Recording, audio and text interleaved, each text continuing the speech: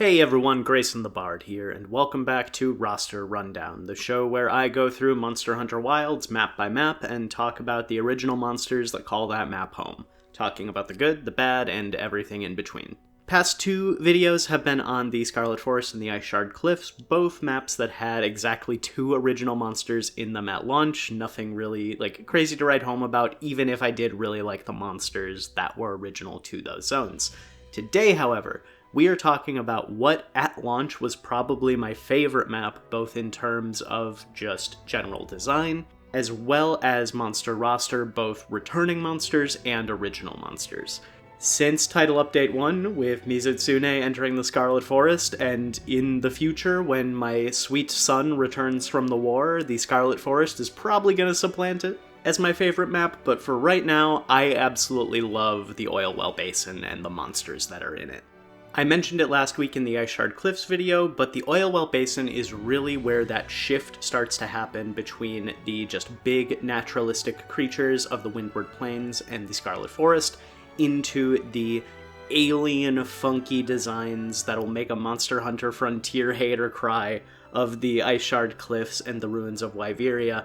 Oilwell Basin is where that really starts to happen, and no monster embodies that transition better than the first monster we're going to talk about today, Rampopolo. Rampopolo? Rampopolo. I don't know. I don't know exactly how it's pronounced. I'm probably not going to say it the same way twice in this video, at least not often. But what I do know how to say is that Rampopolo is one of my favorite monsters in the game, and it was a monster that I did not see coming. For those who don't know, I went into Monster Hunter Wilds pretty much blind in terms of which creatures I knew about. I had played the first beta, and I knew about any creatures that were announced before that first beta happened, but other than that, I knew absolutely nothing. So the first time I saw the cutscene and saw this gross, drippy, oily bird rising out of the oil swamp, and it's bright red eyes with the gas mask look, and then it started to inflate and poof up. I was on a voice call. For a lot of the first time I fought these monsters, I was in voice chat with friends who knew about the monsters. And one of my friends, she was very excitedly Grayson, I need you to see the next monster you're about to fight. I need to hear your reaction to it. Because for those of you who don't know, there are two flavors of Monster Hunter monster that I absolutely love. Big, powerful, beefy bruisers, and freaky little guys. And Rampopolo is a freaky little guy of the highest order. It is a really good mid-game status monster, kind of taking the position of Rathian, who doesn't show up until the endgame in Monster Hunter Wilds. It kind of fills that niche of being a still pretty easy monster, but can be a threat if you get caught off guard. Good introduction to not only the physical moves that apply status effects, like we saw with Lalabarina or Element with Chemitris, but a really good introduction to situational awareness in the arena and having to be aware of, okay, the attacks are not always going to come directly from the monster. Sometimes the monster is going to do something and it's going to create an effect in the area around. And I like the mechanical design of Rampopolo effectively being simultaneously a tire and an air pump, as it pumps gases from itself into the ground and causes the oil around it to erupt.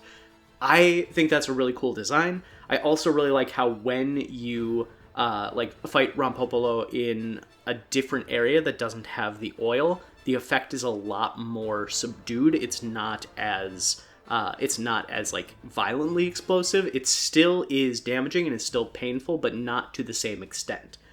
I think that's a great choice. I love dynamic fight design like that. I love when breaking parts has a tangible effect on the fight. I love when the environment has a tangible effect on the fight. And the thing I just said is one of the big complaints I have about Rampopolo. I wish you could pop him.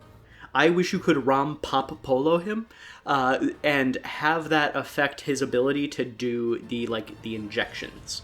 It only does one small explosion, or it weakens them significantly to the point where it's just a little poof. Rather than the big hit.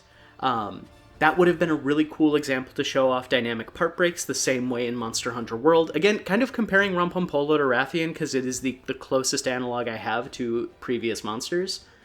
Similar to how in Monster Hunter World, when you cut off Rathian's tail, it can no longer poison you. I would have loved to see them do dynamic part breaks with Rampopolo. In terms of its design, I already talked about it a little bit. It should be no surprise that I absolutely love it. I really like the color scheme, the pitch black of the oil contrasted with the very bright, vibrant, don't mess with me, I'm a poisonous frog kind of aesthetic that it has going with the bright blues of its inflatable bits. The silhouette that it has when it is inflated is simultaneously hilarious and goofy and just looks really stupid.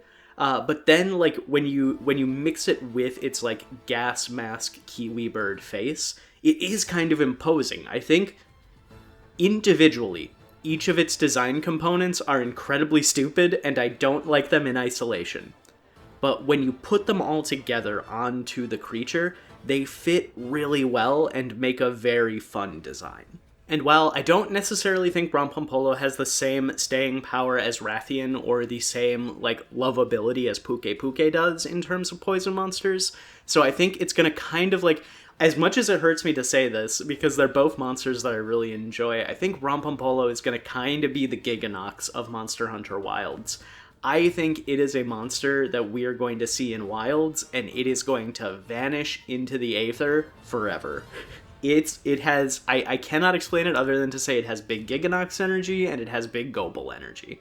It's a funky, freaky little status monster with really neat and really out there and outlandish armor and weapon designs, and I think he is going to vanish for a long time. Which sucks, because I really like him. I give him a solid, 8 out of 10, 8 or 9 out of 10 monster for me.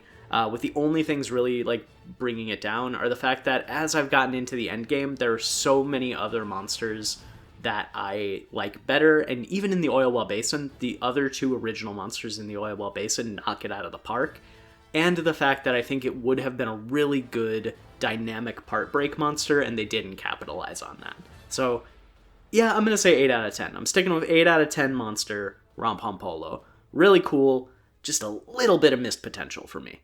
And now, what may be one of my hottest takes in Monster Hunter history, Ajarakan is my favorite ape monster. I absolutely love him. I like him better than Rajang. I like him better than Furious Rajang. 100% like him better than Kongalala and Blangonga. I think he is hands down the best ape monster that we've had so far. And I really hope we get to see him again. Ajarakan, the first time I saw it, I was convinced it was a bear. I'm still convinced it has bear-like features. You look at this thing's face, and you tell me it does not have an ursine face, and I will call you a liar. Because this thing, the face, that is the head and maw and the jaw and eyes and just general facial structure of a bear.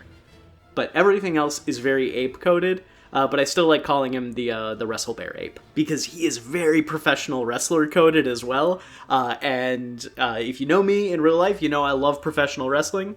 I think it is incredibly dumb fun. It's combat theater, and my favorite thing about Ajarakan is when you first see him, and you initiate the fight with him, he does not roar right away. He takes his tail and he slams it on his back and rings it twice like a bell. He is signaling the start of a wrestling match, and then he just goes all in on you.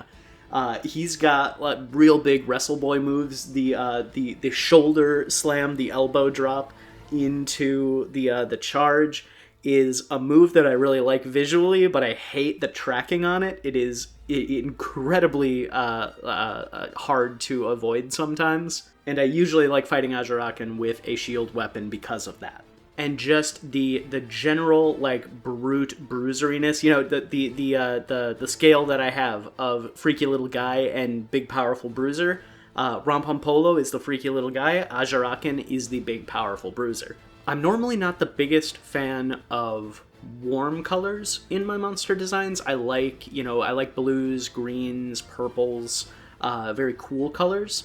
But I really like the bright orange and the very saturated browns of Ajarakan. and especially when he goes enraged and all of the like the ridges get this like volcanic fiery glow to them. I think it's very striking and it makes a very imposing design.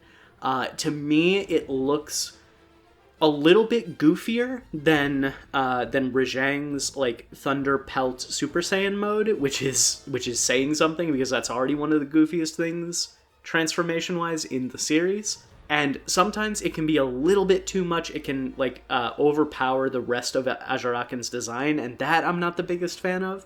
And the only other thing I really don't like about Ajarakan's design is the back plates, those like ridges that it has. I think they are a bit too much. I think they could have shaved those down a little bit. They could have like made those a little bit less substantial, maybe shifted them to be more like shoulder plates, like pauldrons almost, to give kind of like a wrestler like vest kind of vibe, or like armored up his head a little bit more to be like one of those like wrestler helmets. But other than that, I think it's a very solid design, very good color palette, very good, strong, striking silhouette, and the fight itself is very fun, very quick, very fluid, while still feeling powerful. I think Ajarakan is kind of a horde monster as well, but they don't really commit to that as much. I think the only time I've ever fought more than one Ajarakan was during the story, when it is you and Olivia fighting it, and then it, splits off and you have to take care of yours, and usually Olivia kills hers first and comes to help you out. And I would like to see more tag team Ajarakan, like lean into that wrestler vibe. Give me a tag team. Give me two Ajarakan. The quest in the Wounded Hollow where you fight two Ajarakan at the same time, I really like that quest. It was really fun chaos, and I want to see more of that. I want them to go full Ray and Lolo Gogarth from Frontier with a Ajarakan tag team in a quest. That's my one. That's like my biggest wish for the expansion of Monster Hunter Wilds. All in all, Ajarakan is another 8 out of 10 monster for me, with just like a very, very solid, very good design with just a couple things weighing it down for me. But all in all, man, it's a great monster. Love me a wrestler. And it's something that is incredibly small, like not related to the fight, not necessarily related to the design. I love when this thing dies, and the weight of the ore and rock on its back prevents it from falling forward. It like loses all of the strength and falls like completely backwards, just completely over itself. That is a really cool design choice that Capcom made with its death animation. I love when they do death animations that are not just falls straight forward, falls flat down, head out, tongue out, all that stuff. Give me more unique, weird death animations like that. And speaking of unique and weird, the yell that I yelled when I first saw Nu Udra, the shout of hold on, let me, I'm gonna back away from my microphone for a second, so that I don't blow out everyone's eardrums. I'm gonna get over into the opposite corner of my recording space, so y'all can hear exactly how it sounded.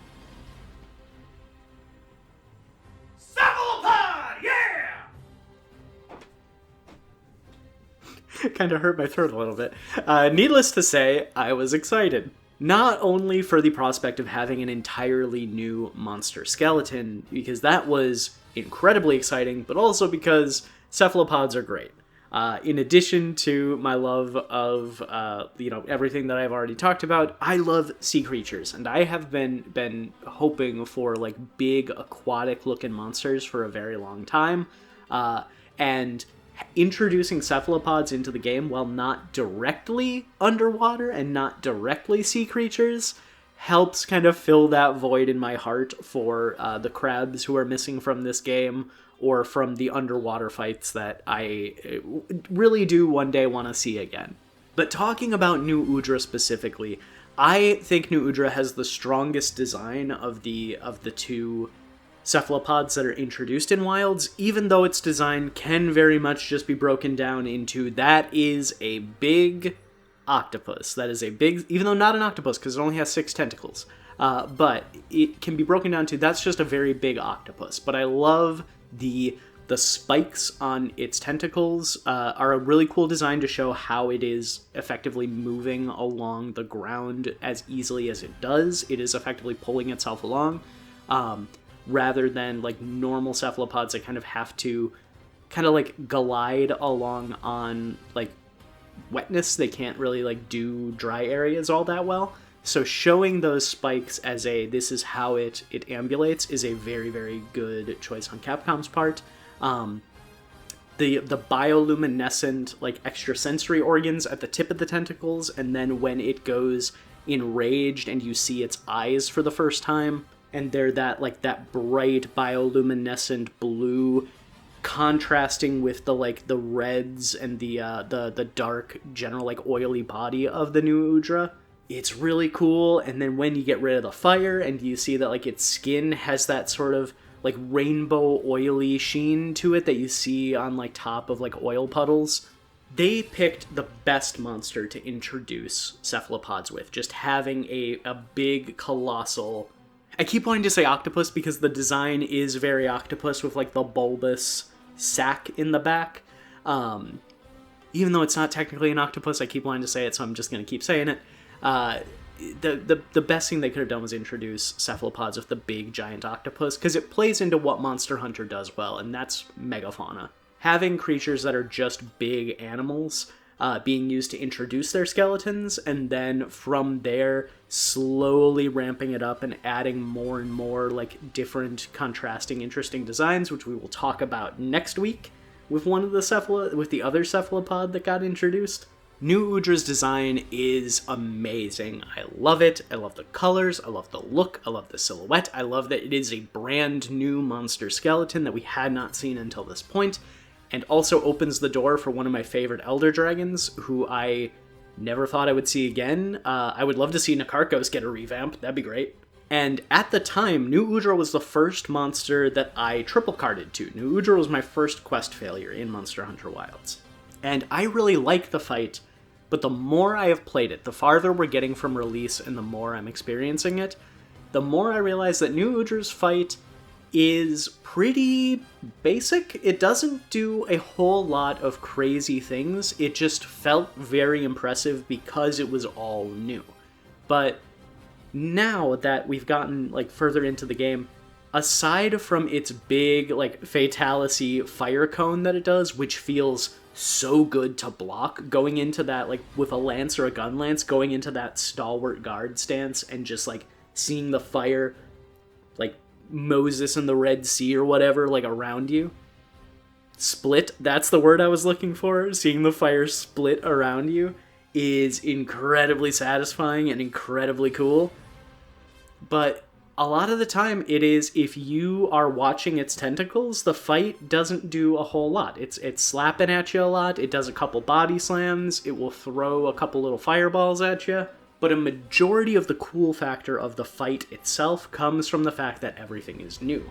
And once that novelty wears off, once you get used to the new skeleton and learn how to like watch the tentacles more so than watching the main body, which is a learning curve that I realized I had to have consciously, because I kept looking at Nu Udra and wondering at like the main bulk of it and wondering why I was getting hit.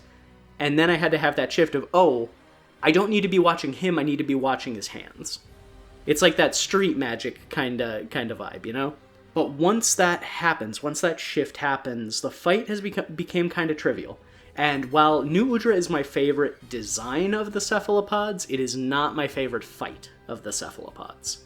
And that knocks it down a little bit, also to an 8 out of 10 range for me. I think it's kind of funny that the Oilwell Basin is, at present, my favorite map, and all three of them are amazing designs. But, well, no, I'm going to give Nu Udra a 9 out of 10. Because of the novelty, new creature, great, amazing design, very fun fight, even if, now that I've gotten used to it, it's a bit simplistic. 9 out of 10. So, 2 8s and a 9, that is a solid run. I think my favorite thing about Nu Udra, though, kind of similar to how my favorite thing about Ajarakan is its death animation. I love the fact that you can find its eggs. You can, during the fire spring in the Oilwell Basin, you can see Nu Udra's eggs hanging in its nest. and then the next plenty, you can see little baby Nu Udras flying around, and you can catch them. And the implications of that are wild, because you are technically like, hey, I'm going to kidnap your children, I'm going to raise them, they're going to be mine. We're Monster Hunter Stories now. Oh, Capcom, give me a Monster Hunter Stories 3 where I get to ride a Nu Udra and my life is yours. That would be top tier. But the long and short of it, my friends, is that I love the monsters of the Oilwell Basin. I think, like I said a couple times now, it is my favorite map right now. The only thing that's going to be supplanting it, I think, is that Lagiacrus is coming back.